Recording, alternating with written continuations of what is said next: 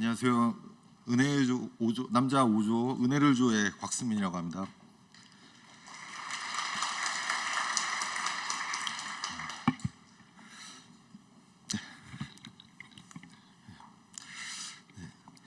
사람은 왜 이렇게 살아가는 걸까?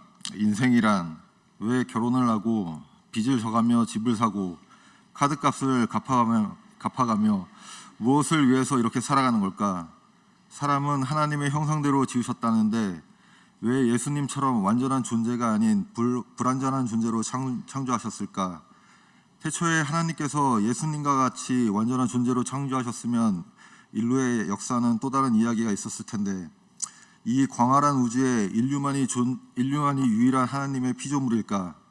하나님의 영광을 위해 지어진 피조물로 모든 인류가 하나님 자신에게 열광하는 모습을 바라셨을까? 지구상의 인간은 몇 초마다 한 명씩 죽고 태어나길 반복하는데 그럼 예수님을 믿고 구원받은 사람은 2022년 동안 몇 명일까? 그럼 그 인원을 수용할 천국의 크기는 얼마만 할까? 그렇기에 우주 정도의 공간이 필요했을까? 이런 질문들이 머릿속에 의문으로 남아있던 중에 은혜의 동사는 이 모든 생각이 쓸데없는 생각이었음을 깨닫게 해주셨다. 중학교 입학 전 겨울 어느 날 동계 수련회의 연례 행사처럼 참석했던 그때 하나님 아버지께서는 처음으로 나를 만나주셨다. 나는 너를 너무 사랑한단다. 나는 너와 항상 함께 할 거야 라고 말해주셨다. 눈물 콧물 다 쏟고 왜 나 같은 놈을 위해서 예수님께서 돌아가셨어요? 라며 반문하며 정말 작은 부분까지 잘못함을 회개하고 하나님을 찬양하며 감사함으로 살던 날들은 시간이 지나자 차츰 식어갔고 마음 한켠에만 하나님께서 항상 함께 해주신다는 편리한 믿음으로 필요한 때만 어려움에 직면할 때만 아버지를 부르며 이거 저거 해주세요 식의 철없는 자식으로 살았다.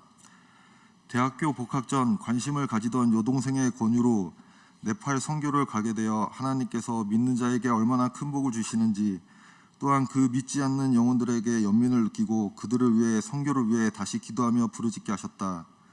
하지만 그것도 얼마 가지 않았다. 결혼을 하고 김해에서 연고도 없이 신혼을 시작했을 때에도 주위에 믿는 좋은 이웃들로 하여금 교회 생활을 열심히 하며 타지에서 적응을 하며 살았지만 사회생활을 할 때는 믿음의 스위치를 끄고 주일날 교회에 가면 스위치를 켜고 올바른 신앙생활을 하고 있다는 양 다중인격적인 삶을 살아왔다. 코로나 시대를 맞이하고 서울로 이사를 와서 비대면 예배를 드릴 때는 더욱 편안하게 믿음 생활을 할 수 있었다. 거리 두기가 끝나고 은혜의 동산을 한다는 소식을 들었을 때도 마음속에선 부정적인 생각과 불편한 마음이 들었다. 은혜의 동산을 수료해야만 어떤 멤버십을 얻는 것 같은 제도랄까. 와이프와의 다툼보다는 좋은 관계를 위해서 참석을 하기로는 했지만 그마저도 자존심이 상하는 마음이었다. 결단이 필요했다. 위로가 필요했다. 와이프한테 져준 게 이긴 거야 라며 스스로를 위안할 때 서두에 적어놓은 의문들보다 우선되는 질문이 머릿속에 가득했다. 내가 만난 하나님은 사울을 바울로 바꾸고 항상 새벽 기도를 하시는 부모님들이 만난 하나님하고는 틀린 하나님일 걸까? 왜 난 완벽하게 변화되지 못한 걸까? 왜 난 구별된 삶을 살지 못하는 걸까? 왜 하나님과의 관계가 쌓인 곡선처럼 반복적인 걸까? 자책을 하며 은혜의 동산을 멀리하고 싶었다. 딱 그때 성김이께서 연락을 주셨다. 식사를 하자고 하셨고 부담스러운 관심을 주셨다. 하지만 그 관심은 진심이었고 사랑이었다. 중보의 힘 때문일까? 수양회를 통해 막혔던 기도가 터졌다.